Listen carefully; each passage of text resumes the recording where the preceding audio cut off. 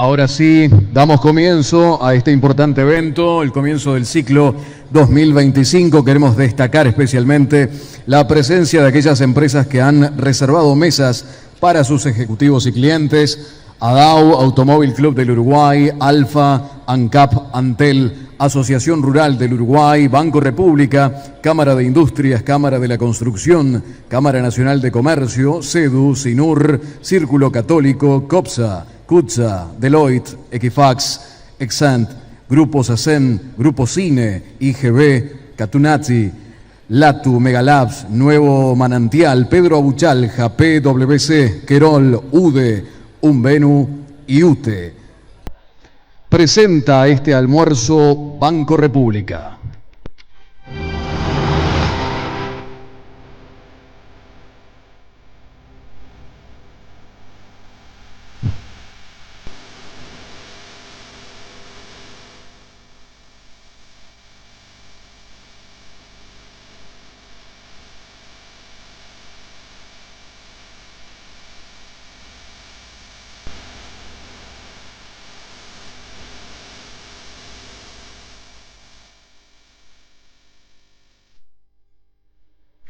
Auspician ANCAP, Automóvil Club del Uruguay, Antel, Balance, Blue Cross and Blue Shield, Sinur, Chivas, Codere para Maroñas, Hipódromo de las Piedras, Sofitel Montevideo, Deicas, Fondecab, Isbel, Megalabs, Mirin, Netgate, Secom, Securitas, Universidad de la Empresa y UTE. Todos los emprendimientos tienen una energía especial, una energía que los hace avanzar, que no los deja detenerse. Una energía que los hace crecer.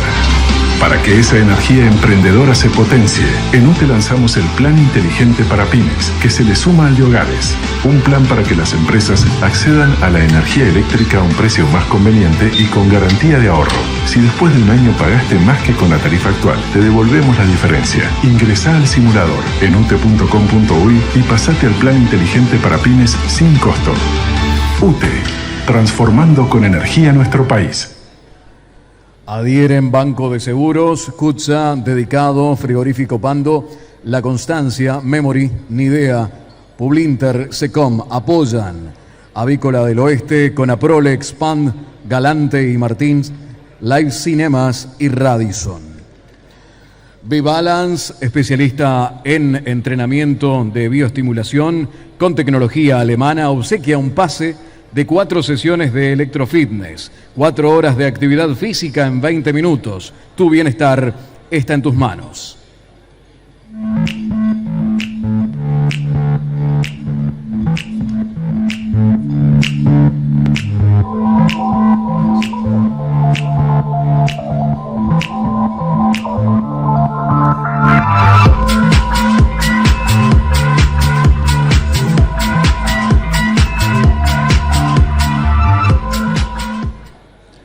El ganador es Daniel Sanguinetti, presidente de la Unión de Vendedores de Naftas del Uruguay. Es un gran honor para la Asociación de Dirigentes de Marketing del Uruguay recibir como oradores invitados a Patricio Cortabarría, presidente de la Asociación Rural del Uruguay; Leonardo García, presidente de la Cámara de Industria del Uruguay; Julio César Lestido, presidente de la Cámara de Comercio y Servicios del Uruguay; Alejandro Ruibal, presidente de la Cámara de la Construcción del Uruguay. Acompañan al presidente de ADM, doctor Jorge Abuchalja, y a los disertantes en la mesa de cabecera, el ministro de Economía, Gabriel Odone, quien será el disertante el próximo 8 de abril, aquí también en el Radisson en ADM; el secretario de la Presidencia, Alejandro Sánchez; la ministra de Industria, doctora Fernanda Cardona; el ministro de Trabajo, Juan Castillo; el vicepresidente de ADM, contador Roberto Breso. Acompañan también en mesas principales doctor Sergio Abreu, secretario general de ALADI; Claudio Veró, representante permanente para Mercosur y ALADI; doctor Javier García, senador de la República; contador Enrique Iglesias, presidente de la Fundación Astur; doctor Andrés Ojeda, senador de la República; César Olmedo, embajador de Paraguay; Javier Salido Ortiz, embajador de España; Eugenia Villar, subsecretaria del Ministerio de Industrias. Sebastián Valdomir, presidente de la Cámara de Diputados. José Amorín Valle, presidente del Banco de Seguros y también es interino de ANCAP. Gustavo González, director de DGI. Pablo Ferrari, presidente interino de UTE. Alberto Volonté, presidente interino, embajador Alberto Volonté, también el presidente de la Confederación de Cámaras Empresariales, ingeniero Diego O'Neill. Presidente de COPSA, Juan Scaglione. Presidente de CUTSA, Juan Salgado. Presidente del Automóvil Club, Jorge Tomasi. Las preguntas por WhatsApp de ADM 098-788-999, 098-788-999. Las mismas serán formuladas por los periodistas y moderadores Alfredo Dante y Miguel Nogueira. Los principales conceptos de este almuerzo serán transmitidos en Inteligencia Empresarial por Alfa FM 96.3 y por Asuntos Públicos. Agradecemos mantener los celulares en silencio. Hacemos ahora un breve corte mientras degustamos el plato de entrada y volvemos en un minuto. Cuando llega la hora de la verdad, cuando algo falla, cuando aparecen los problemas,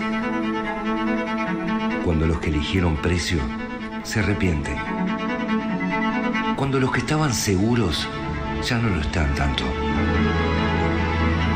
Es ahí cuando tus decisiones te hacen sentir protagonista. Securitas, la empresa que eligen los que eligen seguridad. Fue un legado de generaciones y hoy es una leyenda. 125 años del champán de América. Acá duerme Fondacam. De familia Pasadore, el origen. ¿Usted sabe por qué nos siguen eligiendo? Porque somos credibilidad, confianza, contención y compañía calificada. Porque además le brindamos a los socios más de 20 talleres multitemáticos en la Fundación SECOM destinados a promover la calidad de vida y muchos beneficios más. Porque estamos para usted las 24 horas, los 365 días del año. SECOM, primer servicio de compañía de Uruguay y del mundo. En Balance, hace más de 20 años acompañamos tus inversiones. Sabemos que el tiempo de invertir es hoy. Porque invertir abre nuevas oportunidades.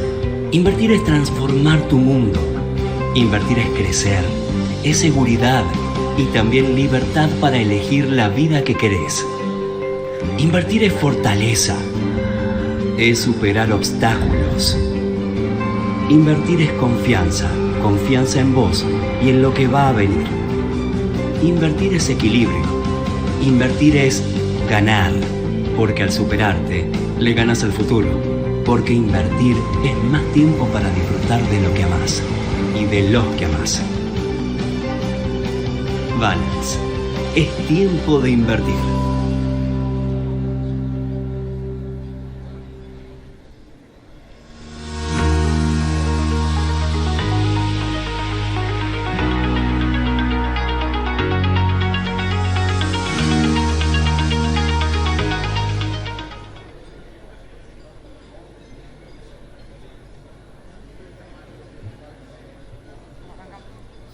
Ahora sí comenzamos este ciclo 2025. Invitamos a hacer uso de la palabra al presidente de ADM, doctor Jorge Auchalja.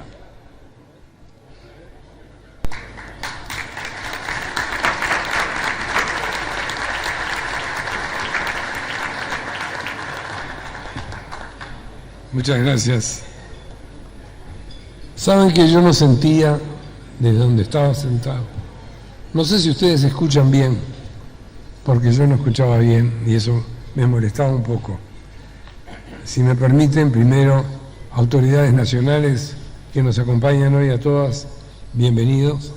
Representantes de países amigos que están acá hoy, bienvenidos. Queridos empresarios todos, amigos de la asociación, es un gusto que los presidentes de las cámaras que nos representan hayan aceptado abrir este almuerzo de trabajo en este año 2025. Así que muchas gracias a cada uno de ustedes, fuerte abrazo y que nos vaya todo bien. Que este 2025, ¿qué particularidad tiene? La primera, que es un nuevo año. La segunda, que es un nuevo gobierno.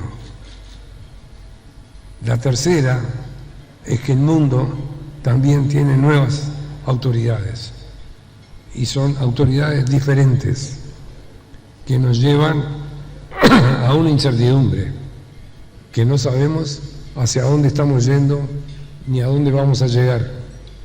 A un mundo que está en guerra, no solo en Ucrania y no solo en Palestina, un mundo que está en guerra.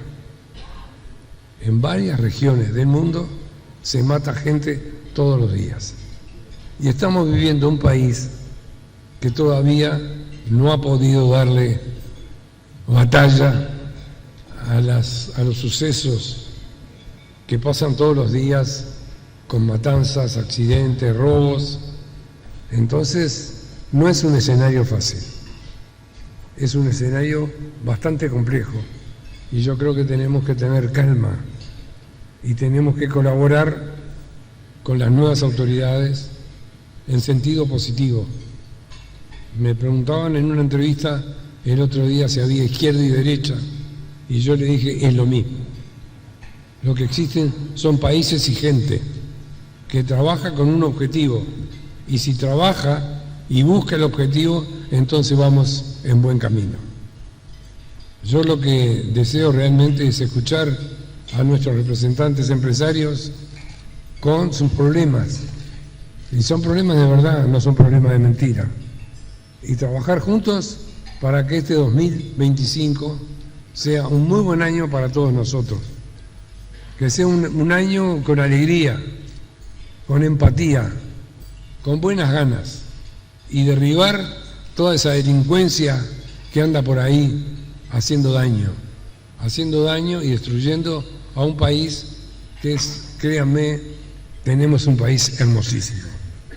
Créanme, venimos con mi señora de visitar Dinamarca, Suecia, ya Italia fui muchas veces, pero hicimos también Italia y España. Y ¿saben qué? No se puede caminar de gente. No se puede caminar de gente. No tienen idea cómo está el mundo hoy, de tantas personas que se escapan de sus lugares para poder vivir en otro lugar. Por ahora, nuestro país viene salvándose de ese derroche de gente que no sabe lo que hacer de la vida. Así que yo deseo a nuestros representados que tengan un buen mensaje, y que tengamos un muy buen año. A todos ustedes, felicidades y muchas gracias. En este momento, el doctor Jorge Abuchalja hace entrega a todos los disertantes de una obra de un artista nacional.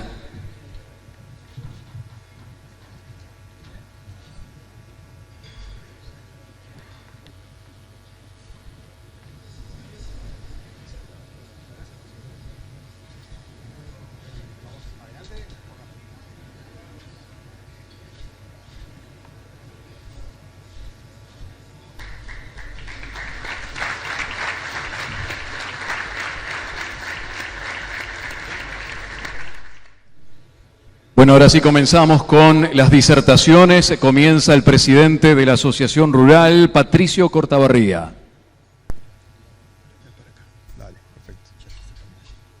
Bueno, buen día. Muchas gracias a AM por la invitación. Hago extensivo todos los saludos a las autoridades que hizo el locutor, así que muchas gracias. Es un orgullo y un placer acompañarlos por segunda vez acá en ADM. De mi parte, por el sector agropecuario, vengo con un mensaje claro, 2 o 3 ideas relevantes para entender qué es lo que le hace cambiar o no la realidad del sector agropecuario, y a ello me aboco. Para una pequeña reseña, Uruguay es un país de 16 millones de hectáreas en producción, somos 18 millones de hectáreas en total, de las cuales un 66% está en ganadería de carne, con vacunos de carne, y bueno, y un 9 en agricultura de secano, un 9 en forestación. Ahí estamos hablando de más del 85% del territorio nacional están explicados bajo estos tres tipos de producciones. Una cosa importante e interesante del Uruguay es que el Uruguay, por supuesto que produce para la exportación, pero no sucede esto en el resto del mundo. La producción de alimentos y de fibras muchas veces es primero para el autoabastecimiento y los países los excedentes los vuelcan al mercado internacional.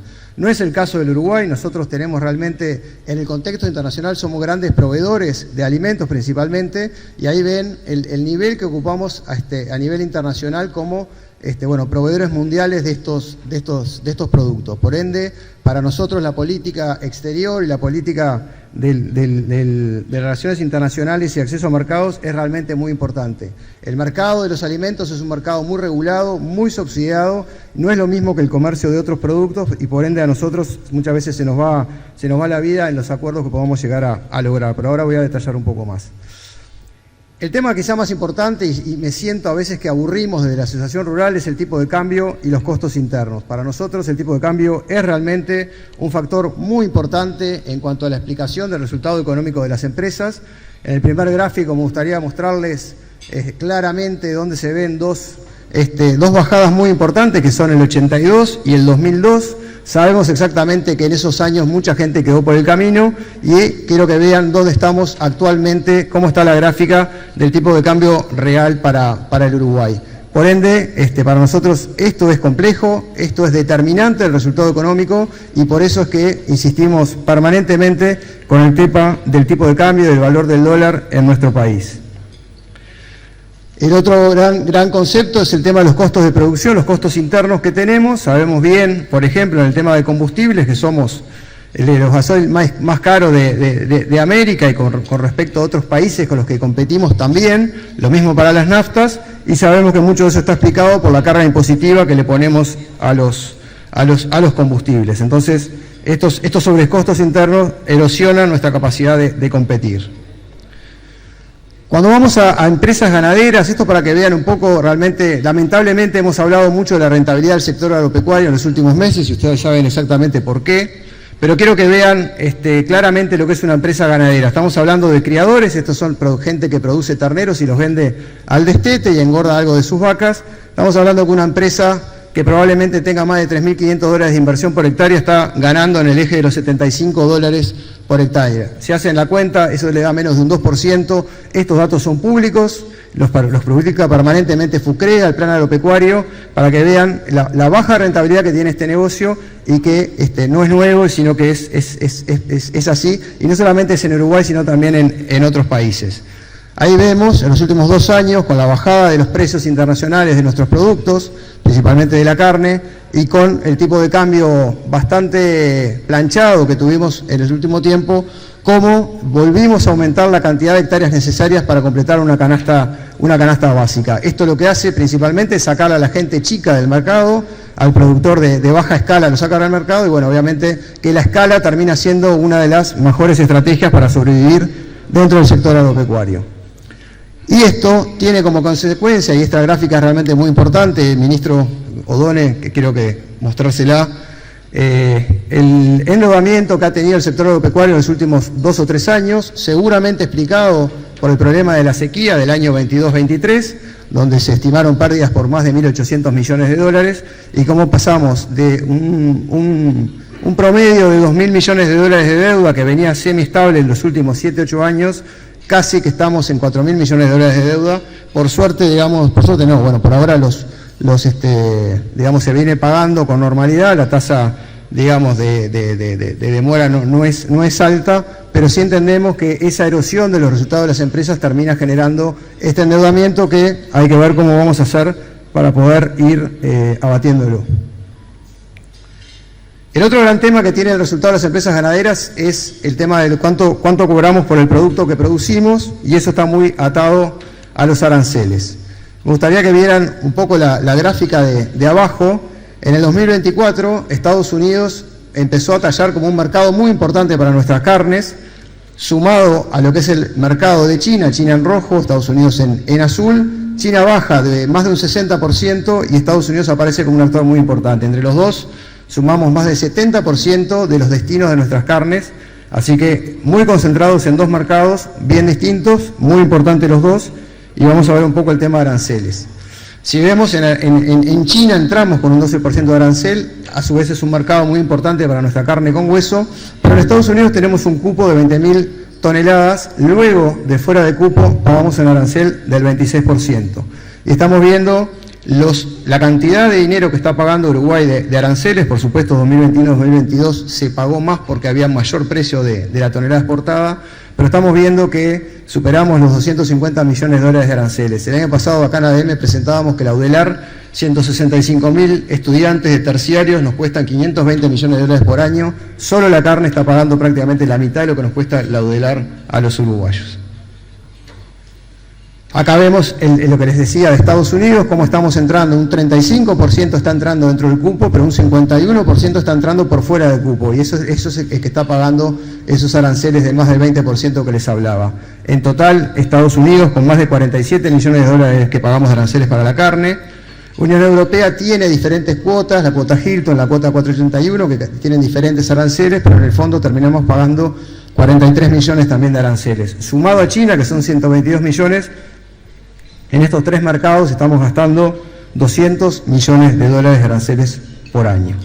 Por lo tanto, el mensaje acá es claro, tenemos que ver bien cómo nos relacionamos con el mundo. Como decía recién el presidente Abuchalja, el mundo cambió. Hoy Estados Unidos está con una estrategia distinta a la que tuvo en años anteriores. Tenemos que ver cómo nos posicionamos para poder atender esos mercados y poder llegar con la menor carga de aranceles posibles para lograr mejor precio para nuestros productos. Es ahí donde va a estar seguramente una de las claves del crecimiento económico que pueda tener nuestro país a través del sector agropecuario. El otro tema interesante, que esto pasó en los últimos años, no fue solamente el tema de los acuerdos bilaterales de negociación, sino que se buscó según diferentes mercados diferentes productos. Y ahí lo vemos claramente, entramos a Japón con lenguas, entramos a Israel con carne bovina y ovina con hueso, y entramos a China con los mondongos o los estómagos. Cada uno de esos productos le generó entre 20, 4 y 40 millones de dólares a la cadena.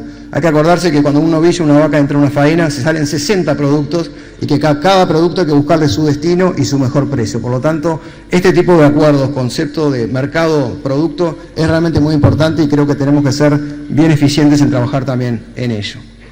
La buena noticia es que la producción de carne bovina tiene mucho para crecer. Ahí vemos las gráficas de cómo viene evolucionando en los últimos años. La tasa de extracción es lo que usamos nosotros para saber cuánto ganado sale anualmente a faena con respecto al stock que tiene el sector en el campo. Y bueno, viene en un ascenso, viene en un franco crecimiento y entendemos que hay bastante para crecer. ¿Por qué? Porque hoy tenemos alternativas tecnológicas, principalmente el uso de los granos, para poder alimentar esos novillos o esas vaquillonas y poder generar carne de altísima calidad. Si ven en la primera gráfica, la gráfica roja, la línea roja y la línea verde, es los animales de mayor edad que se viene cayendo y aumentando los animales jóvenes a faena. Eso lo que hace es aumentar la eficiencia del rodeo, es una mayor rotación de activos y es una menor carga ambiental para el rodeo vacuno, porque los animales están menos tiempo en el campo y se aumenta la intensidad de producción. En la gráfica de la derecha ven cuántos de esos animales están saliendo hoy de corrales de engorde, que no es lo mismo que feedlot. En Uruguay usamos corrales de engorde para los últimos 100 días, es una práctica que permite aumentar la producción, darle terneza a la carne, darle una terminación que a pasto a veces nos lleva bastante más tiempo y a su vez permite regular la salida de los establecimientos a lo largo del año de una manera menos dependiente del clima y más segura. Lo que vemos es que viene en aumento, pero estamos hablando que todavía estamos entre un 14 y un 20% de animales que salen bajo esa égida. Esto puede aumentar y eso puede ser crecimiento económico para el país, mayor producción de carne, mayor divisas para todo el sector agropecuario y todo el Uruguay entero. El otro día escuchábamos al ministro Frati, parte de la estrategia de crecimiento del ministro viene por apoyar y dar un apoyo, digamos, de extensión, o sea, llevarle a productores del norte del país que están tecnológicamente más atrasados las herramientas para que puedan mejorar sus indicadores. Estamos de acuerdo, es una buena práctica, entendemos que hay que trabajar en ese sentido. Acá simplemente una gráfica que muestra algunas alternativas tecnológicas de muy bajo costo y de alto impacto, pero por decirles una, el diagnóstico de gestación solamente lo hace un 16% de los productores ganaderos, es decir, que más de un 80% no saben si cuando terminó la estación de cría preñó o no preñó la vaca. O sea que por acá vemos que hay una manera de por lo menos ayudar a los productores que están más atrasados y en definitiva poder subirlos al tren de la producción más intensiva. Esto no solamente va a tener un beneficio desde el punto de vista económico para esos productores, sino que va a tener una medida de impacto ambiental, porque en definitiva cuanto más intensivo se vuelve el sistema, menor la cantidad de gases de efecto invernadero que se emite en la atmósfera por unidad de producto. En definitiva, tenemos algunas fortalezas, tenemos un sistema de producción de carne que tiene mucho bienestar animal, cada vacuno en Uruguay tiene 2 canchas de fútbol para pastar, tenemos un tema de trazabilidad que utilizado para la inocuidad alimenticia es muy bueno, tiene grandes fortalezas para poder dar esa seguridad de la inocuidad. Es un país que no tuvo que deforestar para poder producir, por lo tanto nos vuelve más fuertes con respecto a ciertas prácticas digamos, de tipo comerciales ambientales, como ha sido la de Unión Europea, la 1115, que está prohibiendo la entrada de productos de 8 cadenas de producción que vengan desde la deforestación. Y bueno, y es una producción de carne muy cerca de la neutralidad de carbono, lo cual lo hace también muy interesantes. ¿Cuál es la oportunidad? Poder valorizar eso, poder hacerlo llegar a los mejores mercados, venderlo a mejor precio y hacerlo valorar por yo creo que un mundo que va hacia ese lado, y creo que Uruguay tiene una gran fortaleza en ese sentido. La debilidad estamos viendo en Uruguay, tuvimos en este último periodo que ir al Parlamento más de una vez por 2 diferentes acciones. Una fue una ley de campo natural que entendíamos que en su alma era muy noble, que era la de proteger el campo natural, pero en su implementación iba a ser muy difícil, iba a ser muy restrictiva para los productores rurales. No salió en la gestión anterior, ya escuchamos hablar de que va a ser volver a ser presentada, pero tenemos que tener mucho cuidado en no querer ser tan ambientalistas que terminamos restringiendo en definitiva el crecimiento del país. Lo mismo para el uso del monte nativo, también tenemos que tener cuidado. Y bueno, las amenazas son algunos compromisos ya asumidos desde el punto de vista ambiental, lo que se llama la NDC, que son las contribuciones del país que se presentan en el Acuerdo de París, en las Naciones Unidas, donde hay ciertos objetivos ambientales difíciles de llegar y que tenemos que ver cómo vamos a hacer. Y bueno, en definitiva, otra vez lo mismo con el tema, tener cuidado hasta dónde queremos llevar lo ambiental. Para resumir, bien cortito, cuidar el tipo de cambio, los costos de producción, buscar esos acuerdos comerciales que permitan valorizar nuestros productos y no limitarse con políticas ambientales que posterguen el crecimiento del país. Muchísimas gracias.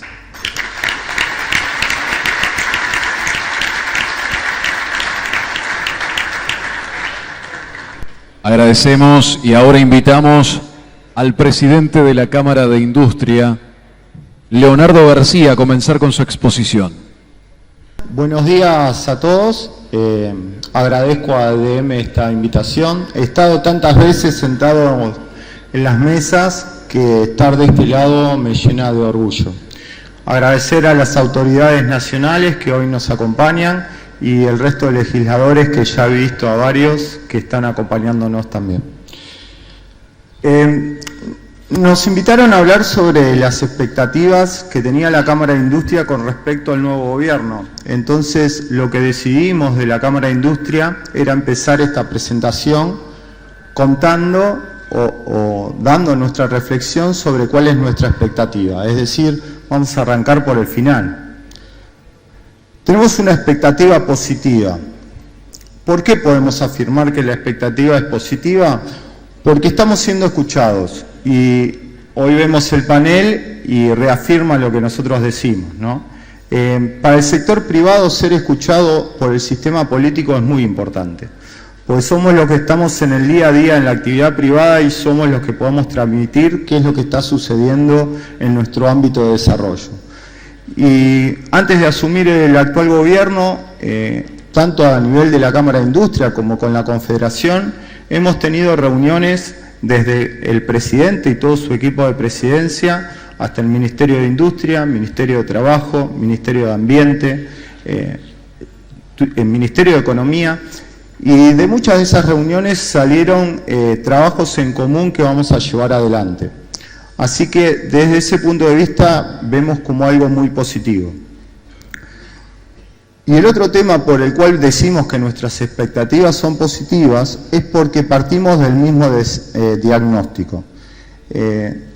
Desde el equipo de gobierno están viendo lo mismo que la Cámara de Industria y el resto de los empresarios vienen sosteniendo hace tiempo. Uruguay tiene un problema de crecimiento, que no es de ahora, ¿sí? Viene de hace mucho tiempo. Y tenemos un problema de competitividad. Hemos logrado instalar el tema que Uruguay tiene un problema de competitividad que es común a toda la actividad empresarial del Uruguay. Esta es una pequeña gráfica que muestra el crecimiento del PBI del Uruguay en los últimos 10 años. Si uno anualiza la tasa, en los últimos 10 años tuvimos un crecimiento del 1.4. Con este tipo de crecimiento es muy difícil pensar que el Uruguay tenga un desarrollo o tenga el desarrollo que nosotros pretendemos. Si vamos al sector industrial, vemos algo muy similar con los puestos de trabajo, ¿no? El sector industrial venía con una caída casi permanente de la cantidad de empleados que participaban en nuestro sector hasta después de la pandemia. Ahí logramos frenar esa caída, pero no vemos un crecimiento de empleos en el sector. Y si analizamos la producción industrial, vemos una situación muy similar. Vemos una caída muy fuerte en la pandemia, de ahí hubo un rebote de nuestra actividad, hasta llegar ahí a un pico en el 2022, y ahora vemos que en los últimos años la actividad industrial vuelve a tener caídas leves, pero caídas al fin. ¿Qué es lo que nosotros sostenemos? Que no existe un país desarrollado en el mundo que no tenga una industria desarrollada. Y cuando hablamos de desarrollo no solamente económico, hablamos de desarrollo social y también ambiental. No existe un país que se desarrolle sin una industria fuerte. ¿Qué necesita la industria nacional y el país para crecer? Bueno, como hablaba al principio, está instalado el tema del problema de competitividad del Uruguay.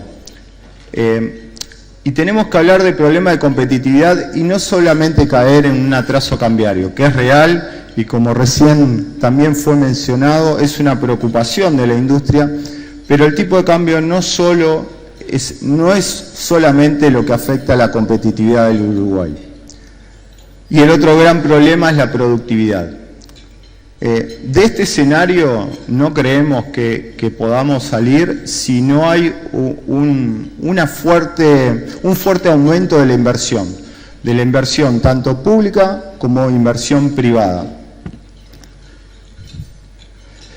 Durante mucho tiempo el Uruguay tenía como activo la estabilidad política y económica, y eso era suficiente para atraer inversiones. Creemos que en este momento no alcanza solamente con eso.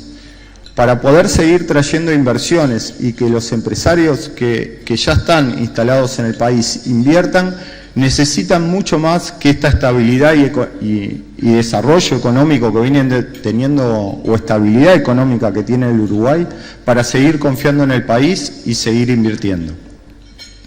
¿Qué podemos hacer? La Cámara de Industria tiene un plan de acción para el desarrollo industrial del Uruguay que fue presentado el año pasado. El Día de la Industria, el expresidente Fernando Pache hizo una presentación muy importante sobre el tema, y de ahí extrajimos algunos temas que consideramos que son relevantes comunicar hoy. Primero, perfeccionamiento de la regla fiscal, reducir el gasto público sobre el PBI, bajar los costos de los servicios públicos y mejorar la eficiencia de las funciones estatales. Creemos que muchos de estos temas son comunes, por lo menos es lo que venimos escuchando de las autoridades del Ministerio de Economía. Entonces ya ahí encontramos varias cosas en común que creemos que podemos trabajar en conjunto. Y en definitiva, muchas de estas cosas explican el porqué del atraso cambiario. A nivel microeconómico, un país no puede crecer sin inversión, está más que claro. Por eso creemos mucho en el instrumento de la COMAP, en mejorar algunos de estos parámetros y acortar los plazos. Un empresario que desea invertir no puede estar esperando, como hoy, 2 o 3 años para que un proyecto presentado en la COMAP sea aprobado. Tenemos que tener cambios impositivos, eliminando algunas distorsiones o simplificando los sistemas y mejorando también los incentivos para poder invertir. La industria de lo que produce, el 50% tiene como destino la exportación. Entonces nos parece muy importante la reducción de los costos portuarios, tanto para la importación de materias primas para ser transformada como para nuestras exportaciones. Los costos portuarios inciden seriamente en la competitividad de nuestra producción. Otro punto importante a nivel microeconómico es el fomento de las MIPES. Tiene que haber cambios de umbrales, mejorar los accesos a compras públicas y reconocimiento en los consejos de salario. También un expresidente siempre decía, un expresidente de la Cámara de Industria, que no se puede tratar igual a los que no son iguales. Y eso es lo que no sucede con las micro y pequeñas empresas en el Uruguay. Otro tema que nos parece muy importante para el desarrollo industrial es el tema de las regulaciones. Tenemos que mejorar el sistema regulatorio del Uruguay y también tenderlo a simplificar. Uno de los ejemplos más claros del cual habla casi toda la industria, principalmente el sector de alimentos, medicamentos, cosmética, perfumería, son los trámites que tenemos que llevar adelante dentro del Ministerio de Salud Pública por la demora que tienen los mismos y por los costos y el tiempo de duración de esos trámites, de esas habilitaciones. Si uno los compara con el resto de la región, ve que hay asimetrías importantes y afectan en forma significativa el costo de estos productos. No solo hay que esforzarse en captar inversiones, muchas veces vemos mucha preocupación en el sistema político en atraer inversiones nuevas, pero sí descuidamos las inversiones que ya están instaladas en el país. Un empresario hace poco del sector automotriz me decía: el Uruguay fue muy exitoso atrayendo inversiones, pero no lo fue tanto para mantenerlas en el Uruguay. Un tema muy significativo en el sector industrial y también en comercio es combatir el contrabando, y eso impacta también en la recaudación del Estado. En la época de pandemia, para poder dimensionar cómo afecta el contrabando a la industria nacional, en plena pandemia con los puentes cortados, había industria nacional que crecía en sus ventas entre un 30 y un 40% en la zona del litoral. Cuando se liberaron los puentes, esta situación cambió y volvimos a números anteriores. Y hoy esta misma situación está pasando en la frontera con Brasil. Y ojo, acá quiero ser muy claro en esto, nosotros no estamos haciendo hincapié en la persona que vive en frontera, que va a hacer sus compras del otro lado del país, ¿no?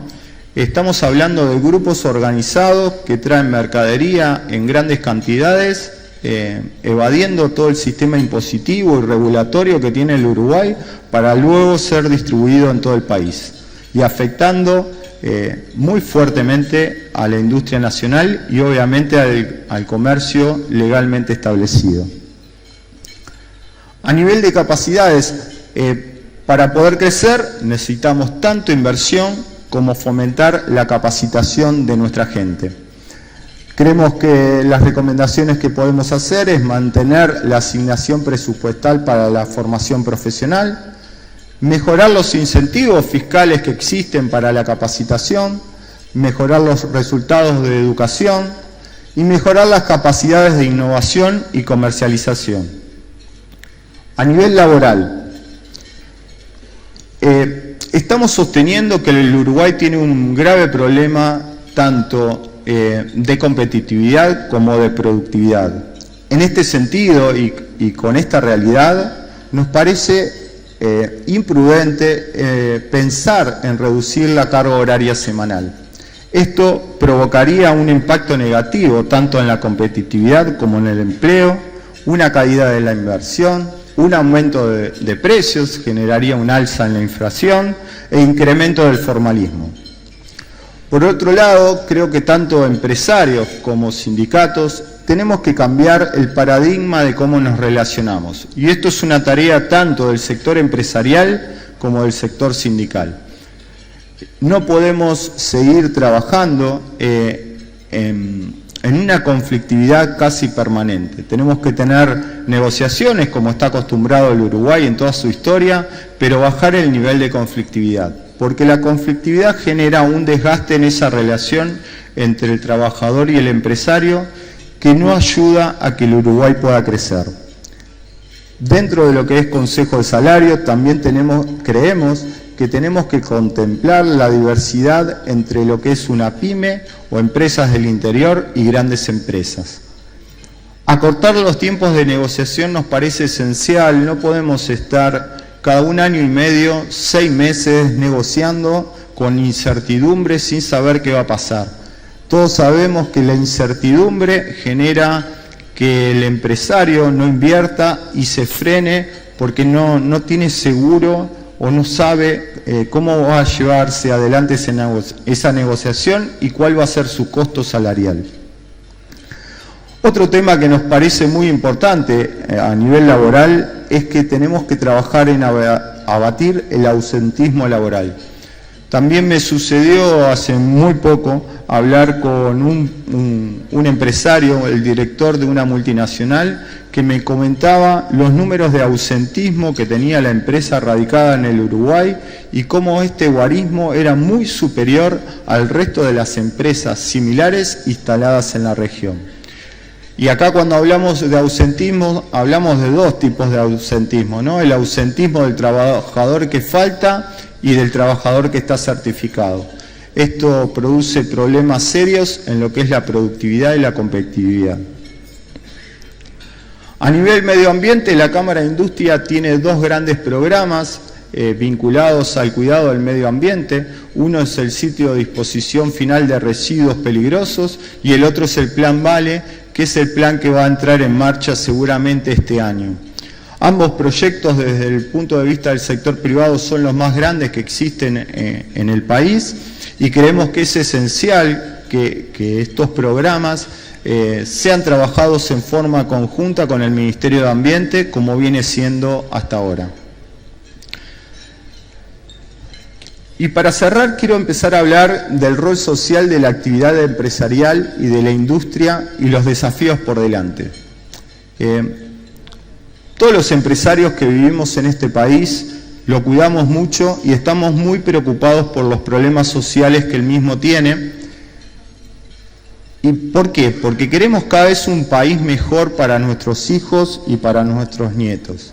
El otro día venía hablando con Lestido, el día de la asunción del presidente Orsi, el 1 de marzo, y me empezó a comentar algunos programas o proyectos liderados por empresarios y financiados por empresarios con una mirada puramente social.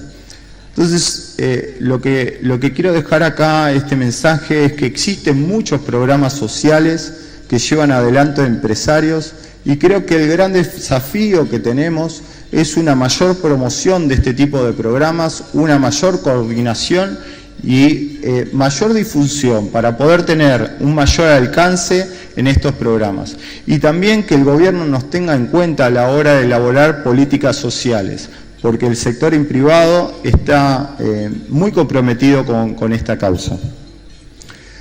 El sector industrial también contribuye a la calidad de vida de la población y también al desarrollo social, ya que genera empleo de calidad, contrata a personas con capacidades diversas, capacita trabajo en la empresa, promueve la innovación, descentraliza y apoya a las comunidades locales. Consideramos que a la hora de desarrollar política de desarrollo productivo tenemos que también tener una mirada focalizada en lo que son emprendedores y dueños de micro y pequeñas empresas. ¿Por qué? Porque estos tienen bajos ingresos, no cuentan con beneficios de protección social y existe mucha formalidad. Deberíamos generar condiciones para que estos emprendedores o microempresas sean las empresas medianas y grandes del futuro del Uruguay. Al adoptar estas estrategias, el sector industrial podrá contribuir todavía más a la construcción de una sociedad justa, equitativa y próspera en el Uruguay. Muchas gracias. Agradecemos a Leonardo García, presidente de la Cámara de Industria. Ahora invitamos al presidente de la Cámara de Comercio, Julio César Lestido, a brindar su disertación. Señor secretario de la Presidencia, señor ministro de Economía, señora ministra de Industria, Energía y Minería, señor ministro de Trabajo y Seguridad Social, queridos presidentes de cámaras empresariales, querido Jorge, estimados empresarios, amigos que hoy nos acompañan hoy. Quiero agradecerle en forma muy especial al Gobierno por compartir la mesa que estamos hoy. Realmente, esto muestra claramente lo que es el Uruguay. Agradecerles a ustedes porque nos están acompañando. Es un honor para mí dirigirme ante ustedes en este almuerzo de la Asociación de Dirigentes de Marketing, un espacio que refleja la unión y el compromiso empresarial uruguayo. Hoy nos convoca un tema de vital importancia, nuestras expectativas como cámaras empresariales ante un nuevo gobierno. Sabemos que en este capítulo que comienza de la vida política del país, debemos, como sector empresarial, reafirmar nuestro compromiso con el desarrollo económico y el bienestar de todos los uruguayos, tal como lo hemos hecho siempre. Antes de responder a la consigna que se nos planteó, los invito a que hagamos un ejercicio. Piensen en un niño o una niña que hoy tiene 5 años. No importa si es su hijo, su nieta o es el hijo de un colaborador de su empresa. En 2040, ese niño será un adulto de 20 años que vivirá en un país que hoy todos nosotros estamos diseñando. Y aquí va la pregunta clave. ¿Estamos construyendo un Uruguay donde ese joven quiera quedarse, crecer y prosperar? Las expectativas que tenemos como empresarios sobre el próximo gobierno no son solo alcanzar determinadas tasas de crecimiento a nivel sectorial o a nivel agregado de toda la economía. Son, en el fondo, preguntas, respuestas y acciones concretas sobre el futuro que queremos. Hace un año, en este mismo escenario, lanzamos el Pacto por la Patria, un compromiso con el futuro de un Uruguay más próspero y productivo. Este documento fue entregado a todos los partidos políticos, refleja nuestra visión integral del progreso en lo económico, social, cultural y ambiental. Hoy más que nunca, el Pacto por la Patria sigue siendo nuestro norte, el marco dentro del cual entendemos que se deben orientar las políticas públicas. En este sentido, hemos identificado desafíos estructurales que requieren la atención urgente si aspiramos a avanzar de manera real y sostenible hacia ese futuro próspero. La seguridad es uno de ellos. No podemos permitir que el crimen organizado siga ganando terreno, afectando la inversión, el empleo y la calidad de vida de todos nosotros. Los empresarios debemos redoblar esfuerzos en nuestro rol por contribuir en la reinserción de quienes han estado privados de la libertad. Dar segundas oportunidades no es solo un acto de justicia social, sino también una forma inteligente de romper el círculo de la marginalidad y construir un país con más oportunidades para todos. El otro tema urgente es la educación. Hoy las empresas buscan talento y no lo encuentran, no porque no exista, sino porque hay una brecha entre lo que se enseña y lo que se necesita. Necesitamos sumar esfuerzos con organismos como INEFOP, la UTEC, UTU, universidades, el Ministerio de Trabajo y otros organismos para que los trabajadores evolucionen junto a la tecnología y los procesos que el mundo desafía hoy. Pero hay un tema más urgente aún, y me refiero al desempleo juvenil. En nuestro país los jóvenes tienen más dificultades para acceder al mercado laboral que los adultos. No podemos seguir dejando el talento en pausa por falta de experiencia o porque la educación no dialoga con el mercado laboral. Esto trae consecuencias muy negativas, como la escasez de mano de obra calificada, falta de formación y experiencia en la calidad de los servicios ofrecidos, y baja productividad. Necesitamos que la formación y el trabajo hablen el mismo idioma, que las empresas y las instituciones educativas trabajen juntas para ofrecer experiencias reales, herramientas concretas y una formación que impulse carrera, no solo diplomas. Simplificar pasantías y apostar a la formación dual es muy importante, porque cada joven que se queda fuera es una oportunidad que el país pierde. El sector comercio y los servicios es uno de los principales empleadores del país, con miles de trabajadores y trabajadoras en todo el territorio nacional, desempeñando roles en tiendas, comercios minoristas, mayoristas, almacenes, supermercados, farmacias, peluquerías, shopping, servicios profesionales, financieros, entre otros. Contribuimos con el 69% del valor agregado global de la economía en el periodo 2023, en lo que refleja nuestra contribución con el crecimiento del país. Estos números ponen de manifiesto la relevancia de nuestro sector, que al igual que otros enfrenta retos cruciales en los próximos años. Entendemos que si el país avanza, todos ganamos. Y si estamos comprometidos a ser parte activa, sí estamos comprometidos a ser parte activa de esta construcción. Coincidimos con lo expresado por el señor Ministro de Economía con respecto a la importancia de la estabilidad macroeconómica, la cual es fundamental para la previsibilidad que tanto necesitamos, así como la mejora de la competitividad, un factor clave para el crecimiento de nuestras empresas y la generación de empleo. Además, valoramos el compromiso con los jóvenes, una inversión directa en el futuro del país. Sin embargo, entendemos que existen desafíos macroeconómicos y laborales que impactan tanto a las empresas como a los trabajadores y que, según nuestra perspectiva, requieren atención urgente para seguir avanzando. El nuevo gobierno ha decidido convocar un diálogo social para abordar una posible reforma de la seguridad social. A menos de un mes de asumir las nuevas autoridades, esta iniciativa ya está tomando forma. Como sector empresarial, entendemos y compartimos plenamente que el diálogo social es una herramienta más poderosa para avanzar. Queremos a través de este diálogo generar confianza, escuchar y ser escuchados, porque creemos que solo a través de un intercambio genuino y respetuoso podemos construir un futuro más próspero para todos. Ahora bien, en esto queremos ser bien claros. Si nos invitan, estamos dispuestos a sentarnos a la mesa y trabajar codo a codo. Pero como republicanos entendemos que hay temas que ya fueron laudados por la voluntad soberana del pueblo uruguayo en las urnas. Es imperioso respetar ese mandato.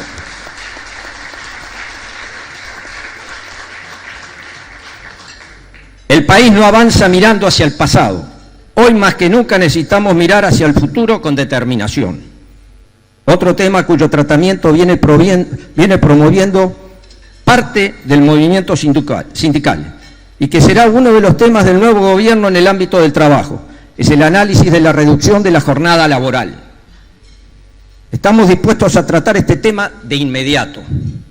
Creemos que es fundamental que no se postergue, que no se pierda más tiempo en discusiones que no llevan a ningún puerto. La reducción de la jornada laboral requiere un análisis serio y responsable, al cual no nos oponemos, pero entendemos que debe ir de la mano con la mejora de la productividad de las empresas y los sectores de actividad. ¿Cómo se puede trabajar 8 horas menos en la semana manteniendo el mismo salario sin afectar la rentabilidad de las empresas? Si la jornada laboral se reduce de 48 a 40 horas semanales, manteniendo los salarios, las empresas se enfrentarán a un aumento de costos. Algunas podrán trasladarlo a los precios, afectando el poder de compra de los consumidores. Muchas, sin esa posibilidad, verán comprometida su sustentabilidad y podrían volcarse a la informalidad. Otras, al no poder absorber el impacto, reducirán contrataciones, generando el efecto contrario al buscado, más desempleo. Creemos que si se quiere analizar la reducción de la jornada laboral, un factor crucial en este proceso es un activo intangible pero clave, y me refiero a la confianza que debe existir entre empleadores y trabajadores, especialmente en cuanto a la información que se analiza, los indicadores que se definen y las estrategias posteriores. Me pregunto, ¿es necesario que todo aumento de productividad implique un alza salarial? ¿Debe realizarse ajustes a la baja en los momentos de dificultad? Son preguntas que exigen un debate serio y responsable, pero estamos dispuestos a hablarlo ahora. Tenemos en el horizonte próximo una nueva ronda de negociación colectiva que se iniciará a mitad de año. Estamos expectantes por las definiciones que el Poder Ejecutivo tomará para la elaboración de los lineamientos que servirán como una guía para esta instancia. Aún quedan aspectos para ajustar en la Ley de Negociación Colectiva, en línea con lo recomendado por el artículo 4 del Convenio 98 de la Organización Internacional del Trabajo, OIT. Uno de los puntos clave es delimitar con mayor precisión el alcance de la negociación tripartita, concentrándola exclusivamente en la fijación de salarios mínimos y categorías laborales. Hoy, sin embargo, se incluyen temas que van más allá de su competencia, como los sobrelaudos y otras condiciones de trabajo, que lo restringe la capacidad de las empresas para acordar libremente con sus trabajadores. Es fundamental restablecer ese equilibrio, que la negociación tripartita se limite a establecer los mínimos y que las empresas, junto con sus equipos, definan de manera bipartita los aumentos, beneficios y condiciones laborales. Esto no es una sola cuestión de orden, sino de libertad y de respeto por la verdadera esencia del diálogo social. Existen algunos aspectos que aspiramos que sean tratados en el marco de la negociación colectiva. ¿Es justo que todas las empresas enfrenten las mismas condiciones salariales sin considerar su tamaño o ubicación? Entendemos que no, y que es necesario ajustar estas políticas salariales de manera más equitativa, tomando en cuenta estas diferencias. Debemos tener en cuenta la diversidad de las empresas, especialmente las micro y pequeñas, que operan con recursos limitados y requieren un trato más flexible. La situación no es la misma en la zona metropolitana que en el interior del país, y dentro de este existen diferencias regionales muy marcadas. Las MIPYMES son el corazón del comercio y los servicios, pero enfrentan barreras que frenan su crecimiento y ponen en jaque su supervivencia. En Uruguay, la mitad de las pequeñas empresas desaparecen solo en 3 años, mientras que en los países de la OCDE logran funcionar el doble de tiempo. Este es nuestro desafío, crear condiciones para que las empresas no solo nazcan, sino que crezcan y prosperen, porque cuando una MIPYME se mantiene, genera empleo, dinamiza la economía y fortalece al país. Respaldamos la visión del señor Ministro de Economía, que ha señalado la necesidad de encontrar soluciones para avanzar en la desindexación de ciertos salarios. En este contexto, consideramos que desvincular los salarios de la inflación o de otros índices económicos que ajustan automáticamente los sueldos debe ir de la mano de un control efectivo de la inflación, buscando mantenerla dentro del rango meta. El mundo, con crecientes barreras proteccionistas, nuestra economía pequeña y abierta enfrenta grandes desafíos. La incertidumbre regional y las diferencias sobre el futuro del Mercosur suman complejidad. Frente a esto, debemos explorar todas las opciones para avanzar hacia una mayor apertura global, priorizando acuerdos concretos y específicos. Por ejemplo, a nivel de productos, habilitaciones fitosanitarias, como los alcanzados por el sector cárnico con China, Japón e Israel, que han demostrado ser efectivos. El acuerdo Mercosur-Unión Europea sigue siendo una oportunidad fundamental, no solo para acceder a nuevos mercados, sino también para revitalizar el bloque y consolidar nuestra posición en el mundo de constante transformación. La apertura global, además de fomentar el comercio, impulsa la inversión, la innovación y el desarrollo sostenible. Vemos con muy buenos ojos la postura del señor ministro Done sobre la necesidad de acelerar las tasas de crecimiento del país. En este sentido, entendemos que el sector privado jugará un papel clave en la construcción de agendas de crecimiento, no solo en lo que respecta a las corrientes comerciales, sino también en inversiones. Es crucial fortalecer la coordinación entre las instituciones como el Ministerio de Relaciones Exteriores, Uruguay 21 y las cámaras empresariales, para fomentar la apertura global mejorar el intercambio y facilitar las exportaciones e importaciones, reduciendo costos y barreras. La competitividad es uno de los temas clave que esperamos se aborde con urgencia. A lo largo del tiempo hemos arrastrado un problema estructural que sigue afectando a nuestras empresas, dificultando su capacidad de crecer y mantenerse en el mercado. Para mejorar el desempeño de las empresas y fortalecer nuestra economía, necesitamos un comercio interno ágil y competitivo. Ese requiere de un cambio profundo, simplificar regulaciones, eliminar costos innecesarios y modernizar los controles. Con esto queremos ser bien claros, que no se nos malinterprete nuestra postura. No pedimos menos controles, sino controles más inteligentes, que castiguen a quienes incumplen sin frenar a quienes producen y generan empleo. La digitalización y la reducción de trámites son esenciales para liberar a las empresas de cargas burocráticas que solo aumentan los costos. Al mismo tiempo, combatir el contrabando y la informalidad es esencial para proteger a las empresas. La competencia desleal y el mercado informal desafían a los empresarios que a menudo carecen de herramientas para defenderse. Desde la Cámara trabajamos estrechamente con la Dirección Nacional de Aduanas, convencidos de que es fundamental reforzar los controles en el paso de fronteras, para frenar el ingreso de mercadería ilegal. Pero no basta con mirar a las fronteras. Es clave intensificar fiscalización dentro del propio mercado, abarcando no solo los comercios, sino también todos los puntos de venta, tanto físicos como digitales. Si miramos el comercio interno, hay un nuevo jugador que ha ingresado para modificar el escenario local. Y me refiero al efecto Temu. Este fenómeno está revolucionando el comercio electrónico internacional y Uruguay no es la excepción. En 2024 las compras online desde el exterior se dispararon con un crecimiento promedio mensual interanual del 110%. Vestimenta, juguetes, calzados, artículos electrónicos y de decoración del hogar son los favoritos por los consumidores. Pero el verdadero golpe lo reciben los comercios locales que enfrentan una competencia desigual. Para entender la magnitud del impacto en el comercio, basta con mirar los números. En febrero de este año se registraron más de 160.000 ingresos con un movimiento de 15 millones de dólares. Si proyectamos esto a un año, estamos hablando de 180 millones de dólares que no se gastaron en el comercio local, afectando directamente a los negocios, el empleo y la economía en su conjunto. Es un desafío que no podemos ignorar y que requiere medidas concretas para equilibrar la competencia y fortalecer el mercado interno.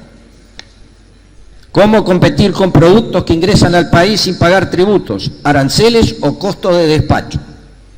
La situación es compleja para los comercios formales que no solo ven reducidas sus ventas, sino que también los puestos de trabajo. Desde la Cámara de Comercio y Servicios entendemos que es vital un ajuste en las reglas de juego. Necesitamos más controles, más claridad sobre qué productos pueden ingresar bajo estos regímenes. Queremos ser muy claros acá. La defensa del comerciante local no es en contra del consumidor, sino en pro de un mercado más justo, donde todos podamos competir en iguales condiciones. La lista de expectativas de nuestro sector podría seguir, pero creo que todas se pueden sintetizar en un solo concepto: la necesidad de buscar acuerdos. Es muy importante para nosotros la necesidad de buscar acuerdos. Diagnósticos ya tenemos de sobra. Es hora de construir soluciones. No venimos a poner trabas ni a quedarnos en la queja. Venimos a sumar, a buscar consensos, a trabajar con responsabilidad para que el país crezca y prospere. Uruguay tiene un enorme potencial y depende de nosotros aprovecharlos. El momento es ahora, y cuenten con la Cámara de Comercio y Servicios del Uruguay. Muchísimas gracias. Agradecemos al presidente de la Cámara de Comercio, Julio César Lestido. Y ahora es el turno del presidente de la Cámara de la Construcción, Alejandro Ruibal. Señor secretario de la Presidencia, señores ministros, señora ministra, autoridades de ADM, empresarios, colegas, amigos, amigos de la prensa, muy buenos días. En primer lugar, quiero hacer un reconocimiento a ADM, a Jorge, en la persona de Jorge ADM, por la oportunidad y la utilidad de este tipo de eventos. Y en particular que nos dé la chance al sector empresarial de tener micrófono, ahora sí, de tener micrófono y de poder hablar, como estamos haciendo hoy, con los ministros sentados en la mesa, de una forma clara. Entonces, eso es la oportunidad y la utilidad al mismo tiempo. La utilidad la tenemos que demostrar nosotros, tenemos que poder dar mensajes claros, coherentes, y después hay que ser consecuente con el mensaje, ¿no? No basta venir acá, dar un mensaje y después no ser consecuente con esos mensajes, con los actos. Así que, Jorge, muchas gracias, sos un fenómeno, felicitaciones.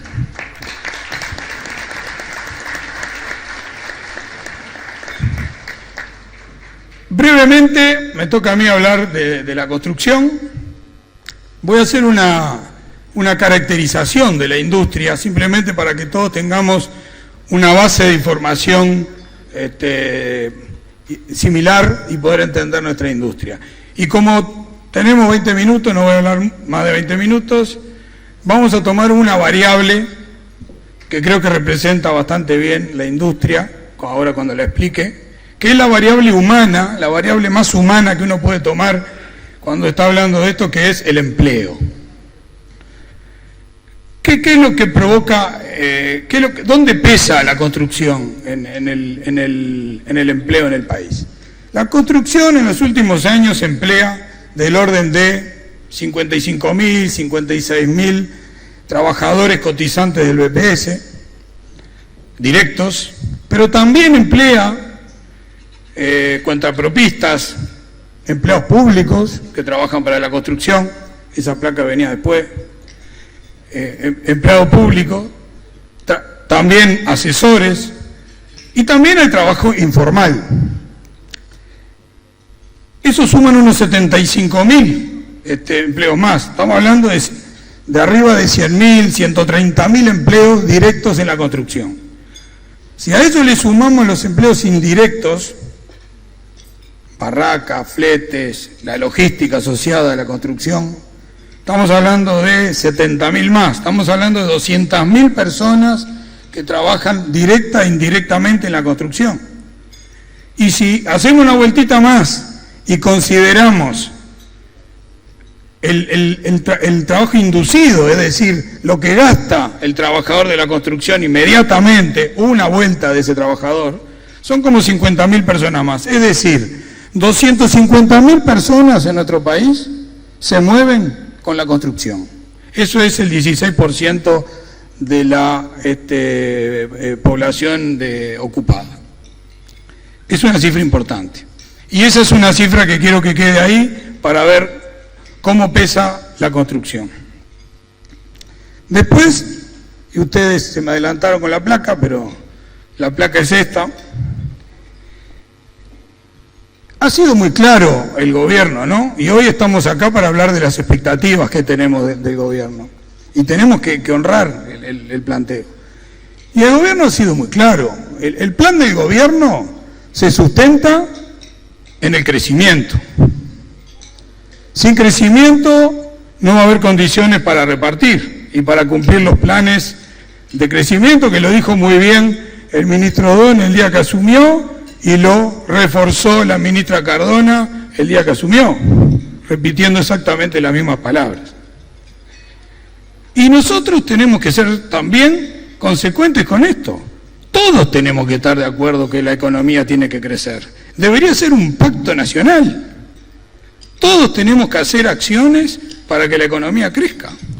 Y cada una de las acciones que tomamos en nuestras empresas, en el Estado, en nuestras actividades sociales, deberían apuntar a mejorar el crecimiento. Si nosotros nos planteamos eso permanentemente, vamos a empezar a incorporar distintas prácticas que nos van a permitir vencer algunas inercias.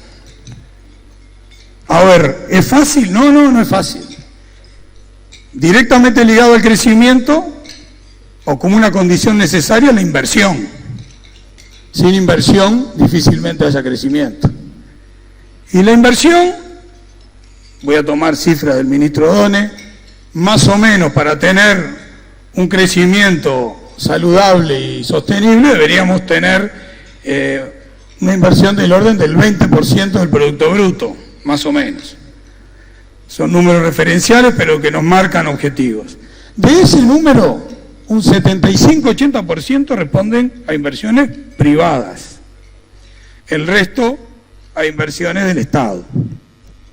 De las inversiones privadas, variadas, de las grandes inversiones privadas, plantas de celulosa, el sector logístico, la vivienda privada, la industria, el mundo del software, todas esas inversiones requieren de un clima apropiado, de estímulos apropiados, que son los que tenemos que nosotros entre todos cuidar, y el gobierno tiene que tener una visión integral. Y cuando digo una visión integral, digo que el Ministerio de Economía claramente tiene que sostener la macroeconomía, tiene que revisar, pero también mantener determinados estímulos. No se puede parar la máquina para pensar qué es lo que tengo que hacer. La máquina tiene que seguir andando, la podría ajustar, la podré empujar, pero la máquina siempre tiene que estar andando. Entonces el Ministerio de Economía tiene que jugar un rol importante, pero no solo el Ministerio de Economía. Si queremos una visión, un planteo integral del gobierno, los otros ministerios tienen que actuar en consecuencia dentro de ese plan integral. Y en particular el Ministerio de Trabajo. No voy a repetir algunas de los conceptos vertidos acá por mis colegas de otras cámaras. Básicamente estamos de acuerdo en lo general. Yo creo que el Ministerio de Trabajo tiene que velar por un clima laboral que se alinee con esta palabra, con el crecimiento. Y ese es el leitmotiv. Nosotros tenemos que trabajar para apuntalar el crecimiento. Y las relaciones con los trabajadores tienen que tener, lo que estamos haciendo va en la línea del crecimiento, va en la línea de la productividad. Tenemos como agrandar la torta para repartir un poco más. Si no, es imposible. Si no, no lo vamos a lograr. Y vamos a seguir en un estancamiento, porque mirémonos un poquito. Somos un país que se siente orgulloso de lo que ha conseguido, ¿no? País, 40 años, festejamos hace poco de democracia, pero no nos vamos a quedar siempre con lo mismo. Eso ya está consolidado. Vamos a dar un pasito más.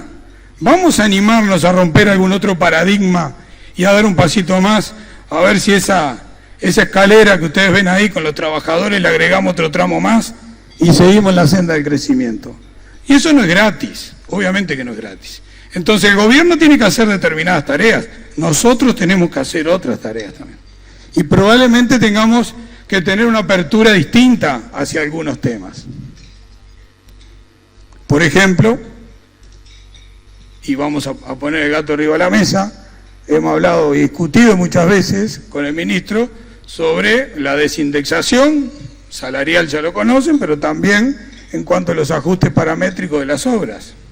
Y bueno, eso es algo que va a estar arriba de la mesa y por supuesto que lo vamos a analizar y por supuesto que lo vamos a desmenuzar y vamos a intentar encontrar la solución para alinear los objetivos y ir por el crecimiento.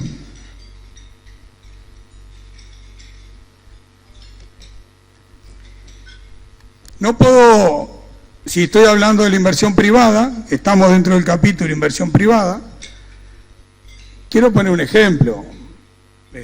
Hay industrias pujantes en el país. Quiero poner el ejemplo de la industria forestal. La industria forestal es una industria que ha venido creciendo sostenidamente en los últimos 20 años. Ha derramado en todo el país. Tenemos 3 plantas de celulosa de ultísima generación, con players de nivel mundial. Yo lo que creo que hay que hacer en esa industria es que seguir apuntalándola. Con evidencia, ¿no? Con evidencia y seguir apuntalándola. Y además, a los inversores de ese porte que juegan en la liga, en la A, hay que doblarle la apuesta. Hay que decirle, bueno, ya tenés 3 plantas de celulosa, tenés una inversión brutal, ¿qué más podemos hacer en este país? ¿Qué otra cosa podemos hacer con ustedes en este país? Y sentarse en la mesa a evaluar, pero no es tan difícil porque no son tantos los jugadores. Y tampoco somos un país que tenga una lista enorme de rubros para crear negocios. Entonces, aquellas cosas que andan bien, protejámoslas primero y veamos si no las podemos ampliar. Me parece de sentido común.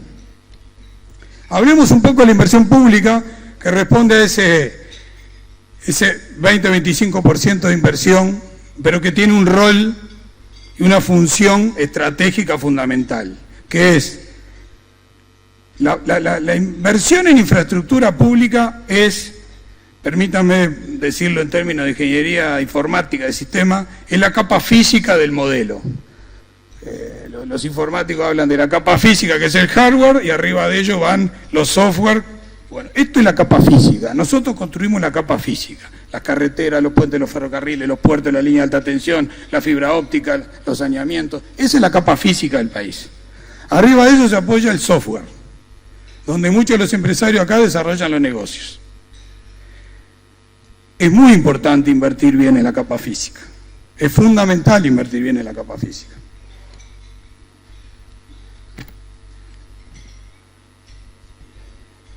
No quiero pasarme de vista la inversión en infraestructura social, que ahora más adelante voy a hacer alguna mención sobre las viviendas. Para invertir bien en la capa física, para invertir bien, la clave es elegir bien los proyectos, tener una buena selección de proyectos donde el Estado va a invertir y hacer una buena depuración de los proyectos, porque en la elección del proyecto está el éxito del segundo que va a apoyarse arriba de esa infraestructura. Para eso nosotros tiramos hace tiempo la idea de una agencia de infraestructura. Esa idea es básicamente para todas las obras del país, no. Es para que exista una funcionalidad dentro del Estado que permita una planificación de largo plazo de aquellas obras importantes que exceden los periodos de gobierno y que siempre se esté generando ese banco de proyectos importantes para planificarlos con tiempo. Luego generar la competencia adecuada para que las empresas que se presenten y ejecuten esos proyectos tengan las habilidades necesarias, pero eso es una función importante que el Estado tiene que adquirir. No podemos estar cada 5 años esperando que venga la carta de los Reyes Magos con el plan de infraestructura que vamos a hacer. Tenemos que ir teniendo otro horizonte que nos permite planificar, nos permite invertir y también le permite a empresas del exterior mirar el país de otra manera. Y siempre estoy hablando del mundo de la infraestructura. Sin reglas claras de largo alcance para los grandes proyectos es muy difícil. Y después pagamos las consecuencias.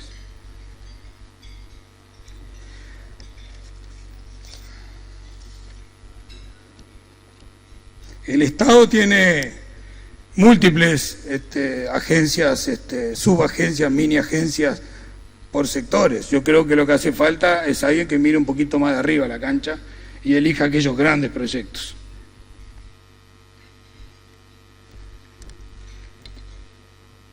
Al final me gustaría hacerle algunos comentarios sobre algunos rubros al pasar, como por ejemplo, se ha hablado mucho de la movilidad urbana, estamos totalmente de acuerdo, nuestra industria es uno de los temas a atacar. Habrá que elegir bien el proyecto, ver por dónde se empieza, no hacer experiencias, sino buscar cosas que sean, que tengan antecedentes, e ir para adelante porque esa realmente creemos que es uno de los lugares donde hay que invertir. Hoy les hablaba de vivienda, y ahí lo quiero dividir en dos. Vivienda para los deciles más bajos de la sociedad, gran debe que tenemos como sociedad, enorme debe que tenemos de hace muchos años, y esto va para todos, que no hemos podido hacer una política de shock y realmente atacar al sector más humilde de la sociedad. No le hemos pegado el instrumento todavía. Hay algunos instrumentos ahí que están arrancando, como el plan Entre Todos, que capaz que es al que hay que apuntalar, pero ahí realmente creo que tenemos que hacer un esfuerzo grande, Ministerio de Vivienda mediante, Ministerio de Economía también, y ver cómo se puede hacer un plan importante para atacar a ese sector que sabemos que va de la mano con la pobreza infantil y que no podemos mirar por otro lado, hay que gastar la plata ahí. La otra cara de la moneda, algún comentario sobre la vivienda promovida. A ver, cuadro que gana no se toca, cuadro no lo puedo aplicar hoy en día yo, pero cuadro que gana no se toca. Es decir, la vivienda promovida funciona bien, hay que recorrer, justo tengo un ministro de Economía más bolso que tengo el contrapeso con el secretario. La vivienda promovida, ustedes recorran el cordón, la blanqueada, el centro, ha sido muy importante, es una ley, la vivienda promovida arranca como la vivienda de interés social, que es una ley de 1968. Luego en el 2011 se la reformó y se transformó, se hicieron unos cuantos cambios, vamos a ir rápido, y luego últimamente con algunas desregulaciones se transformó en vivienda promovida, se llamaba vivienda de interés social. Y desde el 2011 a la fecha se construyeron más de 36.000 unidades, 78% en Montevideo, pero se construyó mucho en Canelones, se construyó en Maldonado y en algún lugar del interior del país. Yo creo que el único cambio que me animo a decir que capaz se podría considerar es la zonificación, analizar bien cuáles son las zonas más aptas para ese tipo de desarrollo. Pero honestamente el mercado funcionó bien, impactó sobre el mercado de alquileres, bajaron los alquileres, la calidad de las obras es muy buena, yo no estoy de acuerdo con eso que se dice por ahí, de que son obras que no son de calidad, no es cierto eso, siempre hay alguna más o menos, pero basta recorrer los edificios, muchos arquitectos uruguayos trabajaron en ese diseño, recorran el cordón, y vean cómo han cambiado algunos barrios, el centro mismo, y eso es muy importante, Entonces la ley de vivienda promovida es un instrumento válido que esperamos siga funcionando. Logística. Y en logística, si será importante cuando nos definimos como un país hub, ¿no? Desde nuestra independencia, pero que cada vez más se pone más de manifiesto y cada vez más hay negocios vinculados a la logística en nuestro país. El problema que tenemos en esta parte del mundo, en esta región, nosotros tenemos un serio problema de integración. Somos un desastre en la región desde el punto de vista de integración. Basta ver lo que es pasar la frontera de un país al otro. Dos puestos fronterizos, uno de un lado, otro del otro. Ver lo que es en verano, cuando vienen los turistas que le tendríamos que poner una alfombra roja, un tubo que vinieran directo y hay colas de kilómetros. ¿Saben dónde anduvo bien? En la interconexión eléctrica, por necesidad, porque si no nos quedábamos sin luz nosotros y después a veces los brasileros se quedaban sin energía. Entonces no tuvimos más remedio que interconectarnos. Ese es un buen ejemplo de interconexión. Pero tenemos una mala interconexión vial, que hay que trabajarla, y después hacia adentro del país. Hay algunas cadenas productivas que mejoraron mucho su capa física, es decir, por dónde transportan su mercadería. Por ejemplo, la forestal. La forestal es una cadena completa. La madera sale del campo en camiones, tiene carreteras aceptables, con tritrenes o bitrenes, llega a las plantas de celulosa. La planta de celulosa o transportan vía marítima o transportan vía ferrocarril, llegan a un puerto que se está dragando a 14 metros, o sea, esa cadena está completándose, tiene todos los eslabones bien engarzados y todos resisten lo mismo. Ahora, los granos no pasa así, los granos les está faltando. Se hizo una inversión muy grande y hay que reconocerlo en el gobierno anterior en infraestructura vial, basta recorrer el país para ver la cantidad de obras que se construyeron, pero falta completar las cadenas. Esas obras viales tienen que ser conectadas con refuerzo de puentes, bypasses a algunas ciudades y llegar a los puertos. Y eso, yo estuve hablando con productores, referentes, Marcos, Hugo, Jorge Erro, gente que conoce de este rubro, y realmente ellos tienen cuantificado cuánto le pesa no tener los puentes para que ellos poder utilizar igual que la madera los bitrenes o los tritrenes. Es un cambio del 15-20% para el productor, es muchísimo. Entonces, la hidrovía famosa, pero yo no esperaría la hidrovía. Hay cosas que se pueden ir haciendo para completar la infraestructura vial que darían un salto de productividad a determinados productores. Ni que hablar del riego, que por todo lo que estamos escuchando, el riego va a estar en la agenda, bienvenido, el riego va a aumentar los volúmenes, pero si aumentamos los volúmenes, necesitamos una cadena logística eficiente que nos permita sacar toda esa producción.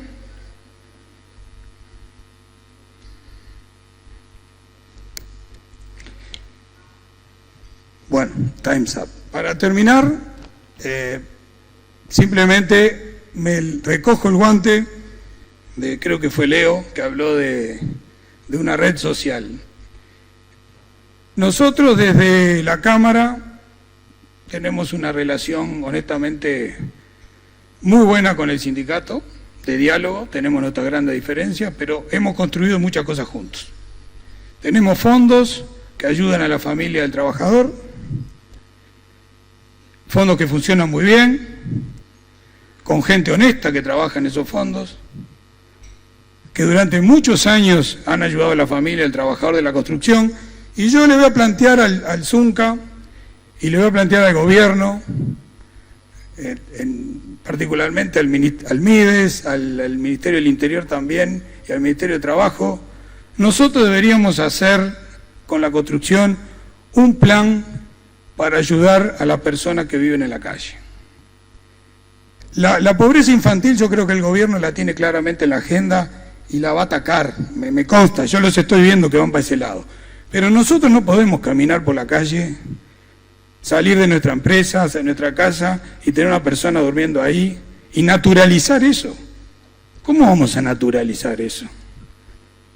Y bueno, hay un censo que estamos hablando de entre 3.000, 4.000 personas que están en esa situación, no es nada. ¿Cómo como uruguayos no vamos a poder recuperar a alguna de esas personas con ayuda, con asistencia? Tenemos todo para armar esa red y poder recuperar a alguna de esas personas y empezar a generarle un poquito de hábito de trabajo, aunque sea part-time, aunque adquiere el hábito de la higiene, de la dignidad y de poder entrar en un circuito que capaz que con esa mano que le damos lo sacamos del pozo en que está. No podemos mirar para el costado y pasar al lado de una persona que está en el piso durmiendo. Yo me resisto a vivir en un país que hace eso. Así que primero los invito a todos los que están acá, nosotros vamos a lanzar esa cruzada desde la Cámara y la vamos a llevar adelante. Muchas gracias a todos. Agradecemos la disertación del presidente de la Cámara de la Construcción. Ahora invitamos a la ronda de preguntas. Bien, buenas tardes. Nos ha pedido la organización una sola pregunta para que responda cada uno de los que han expuesto esta tarde aquí en este primer almuerzo 2025 del ciclo de almuerzos de trabajo de la Asociación de Dirigentes de Marketing.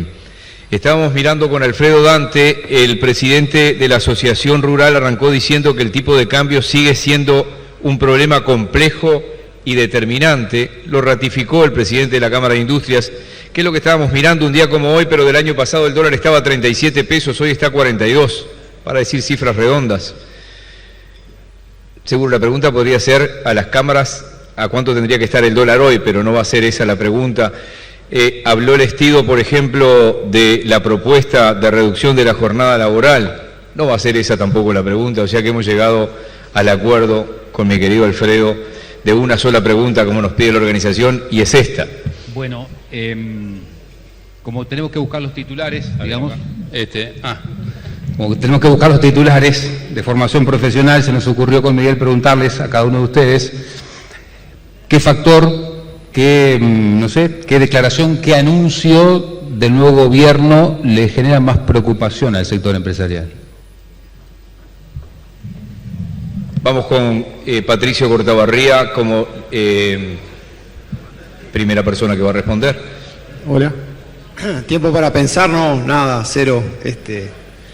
No, a ver, creo que particularmente en diferentes institutos en los cuales estamos abocados, un poco creo que muy en concordancia con lo que dijeron mis tres colegas, tenemos que ver cuáles son los factores que realmente hacen a la agenda de crecimiento, porque sin ese crecimiento no va a haber ninguna mejor distribución ni ningún crecimiento para toda la sociedad. Y creo que hay que trabajar en los planes estratégicos de los diferentes institutos que integramos para lograr eso de mejor manera. Hay ciertas miradas un poco más localistas, internas. Nosotros como país, desde el punto de vista del agro, es un país, como dije, exportador. Necesitamos un nivel de apertura, un nivel de visión más extra fronteras que la interna. Eso es lo que más me preocupa quizás hoy. Leonardo García.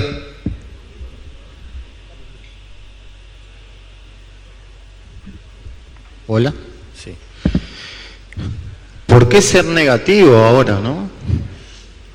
No, comparto lo que recién decían, no tengo una mirada negativa, todo lo contrario, más que nada por la apertura del diálogo, y es lo que buscamos siempre del sector empresarial, tratar de dialogar y ser escuchados. En la medida que seamos escuchados, el objetivo es el mismo. Cuando el objetivo es el mismo, después nos tendremos que poner de acuerdo cómo llegamos a ese objetivo. Así que no hubo nada que nos sorprenda o nos preocupe demasiado, sino lo que fue mi presentación, que es la mayor preocupación, el tema de la jornada laboral, pero sabíamos que iba a estar en la mesa. Bastaba leer el programa del gobierno que ganó para saber que eso iba a estar arriba de la mesa. No obstante, planteamos la preocupación de lo que puede implicar esa discusión. Julio César Vestido. Hola. Bueno, la verdad que ninguna me ha generado preocupación, ninguna de ellas. Pero quiero decir algo. Desde que asumió el nuevo gobierno o de que ganó las elecciones, parece que todos estamos buscando la vereda de enfrente al enemigo. Y nos preguntan permanentemente cuáles son las expectativas, cuáles son las situaciones, qué dicen. Mi función como presidente de la Cámara de Comercios y Servicios del Uruguay es tender puentes, trabajar para que este país crezca. Me voy a sentar con lo que me tenga que sentar para trabajar y poner todo lo mejor de mí para que esto salga adelante. No creo en las divisiones y no me gustan más las divisiones que estamos viviendo en el país. Creo que tenemos que ser lo suficiente maduros y dar vuelta a la página para sentarnos en mesas y trabajar por lo que realmente queremos. No tengo ningún comentario a ninguna de las propuestas o comentarios que ha hecho el gobierno hasta ahora. Como dije, mi misión es trabajar, tender puentes y acordar. Si no lo logro, el que se tiene que ir soy yo y tiene que venir alguien en mi lugar. Gracias.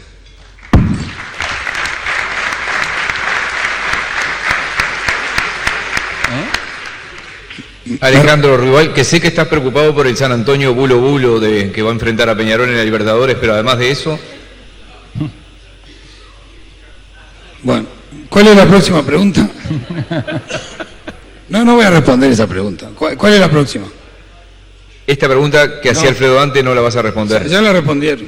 ¿Cuál es la próxima? Bueno, ya que hacías hincapié en el empleo y lo que significa la Cámara de Industrias en empleos directos e indirectos, hay una encuesta que habitualmente hacen algunas consultoras y hace, por ejemplo, los colegas de búsqueda, que es la expectativa de empleo o de contratar gente este año en la industria de la construcción, ¿cuál es? Y se la extendemos a los otros. Bien, esa sí la voy a contestar. La construcción es una industria que tiene una característica que es la inercia, ¿no? Las obras se extienden y no están en el calendario de los cambios de gobierno. Hay muchas obras que están a caballo de los cambios de gobierno. Entonces, en la medida de que lo que yo dije hoy, que no se pare la máquina, que se sigan manteniendo los estímulos y las reglas de juego mientras que se piensan otras cosas, yo no digo que no, por ejemplo, en la vivienda promovida, mientras que se sigue invirtiendo en algunos sectores, como por ejemplo la infraestructura logística que estuve hablando. El nivel de empleo está bastante consolidado en 55.000 trabajadores registrados en BPS, que es un número bueno, un número alto, difícil de sostener, pero yo creo que uno de los objetivos debería tratar de ser mantenerlo. Y eso es lo que yo llamo la máquina andando. Con la máquina andando uno tiene que ir empujando los nuevos proyectos, pero la presentación mía fue por esa línea más o menos. Patricio. Con respecto a la expectativa de empleo en el sector agropecuario, podríamos decir. Bueno, creo que quizás positiva. Hoy el sector de la carne está viviendo una nueva primavera, por decirlo de una manera, con estos mercados de los que hablé hoy.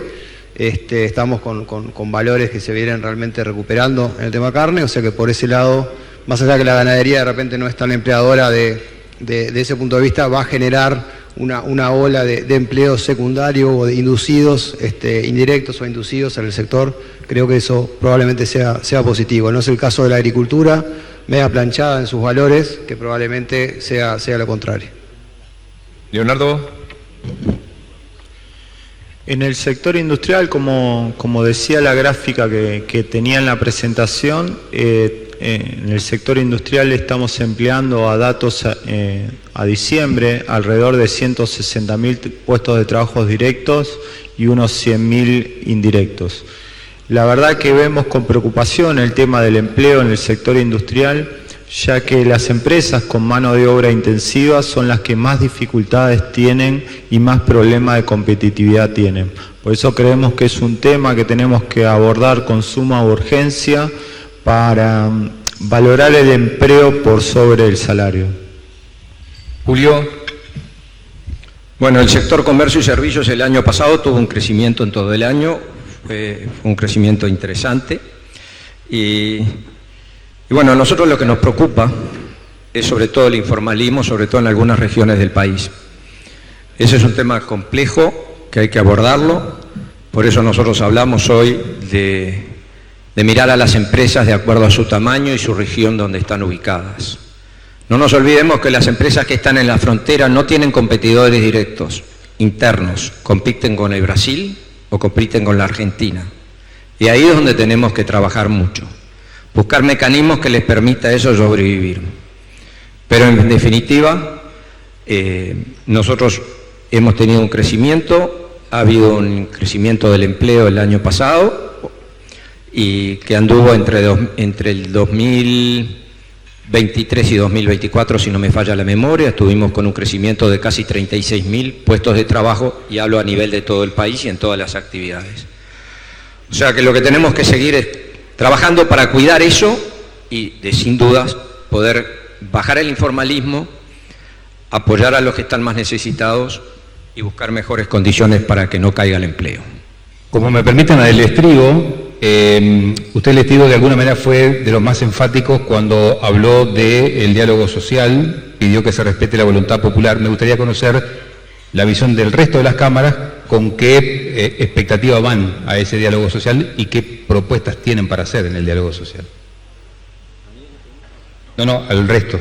La suya quedó bastante clara.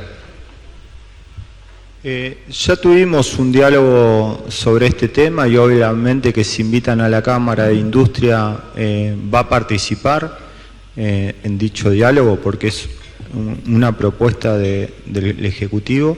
Lo que sí creemos que podemos tocar algunos matices o reformar algunos matices, pero no estar todo el tiempo modificando el fondo de la cuestión, porque eso genera incertidumbre de futuro y no es una buena imagen para el país. Entonces creo que tenemos que abordar algunos temas que va a ser fruto de este diálogo al que invita el gobierno, pero creo que sin grandes modificaciones de fondo, ¿no? Y atacar realmente el problema, bueno, creo que por ahí. ¿Igual? El diálogo social de la seguridad social. A ver, yo ya lo he dicho por ahí públicamente, nosotros estamos totalmente abiertos a sentarnos a la mesa, tenemos nuestras posiciones, vamos a ir con total honestidad intelectual Y este es un tema de matemática. Al final vamos a terminar haciendo cuentas todos, y estamos abiertos a razonar así, corregir eventualmente cosas, pero es un número, es matemática pura, son ecuaciones esto que hay que resolver, no hay vuelta. ¿Corría?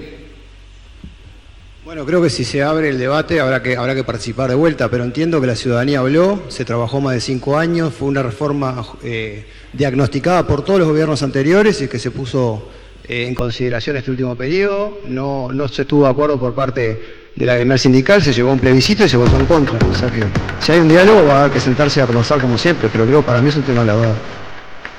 El martes 8 de abril la disertación será del ministro de Economía, Gabriel Odone. Así que los invitamos, hay que reservar con tiempo porque ya hay mucha expectativa. En nombre de la Asociación de Dirigentes de Marketing, que hemos dado por iniciado este ciclo 2025, gracias a los expositores.